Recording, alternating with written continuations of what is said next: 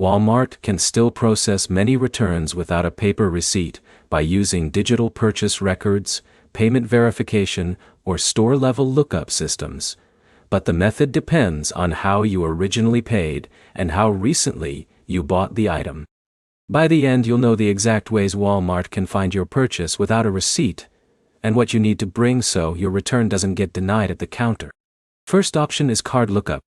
If you paid with a debit or credit card, Walmart can often pull the transaction directly in their system. The associate can scan the card you used, or search the last few digits to find the purchase. This only works if the transaction is still within their lookup window, so older purchases may not appear. Second option is Walmart app purchases. If you bought the item through your Walmart account online or in-store while logged in, the receipt is stored digitally. Showing your purchase history in the app is often enough to complete a return without any paper proof. Third option is return with government ID.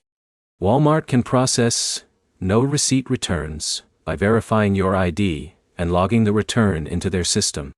The refund is usually issued as a Walmart shopping card instead of cash or original payment, since there's no direct purchase record to reference. Fourth option is gift returns. If the item was a gift and you don't have a receipt, Walmart can still accept the return depending on the item type and condition. These returns are also typically refunded as store credit rather than cash or card reversal.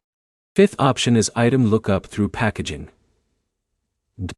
Some products have serial numbers, barcodes, or manufacturer codes that Walmart can use to trace the sale in their system, especially for electronics or higher value items. This is more common for items that require activation or warranty tracking. Sixth option is store manager override. In some cases, if the item is clearly sold by Walmart and meets return condition rules, a manager can approve a return without a receipt. This is not guaranteed and depends on store policy and return history. All of these methods follow one rule. Walmart can only process a no-receipt return if they can verify the purchase or limit fraud risk through their system controls. If you want fewer issues at checkout, always try to use a card or Walmart account when buying items you might return later. That makes the return process almost automatic in most cases. Subscribe for more simple breakdowns that make store policies easier to understand and use.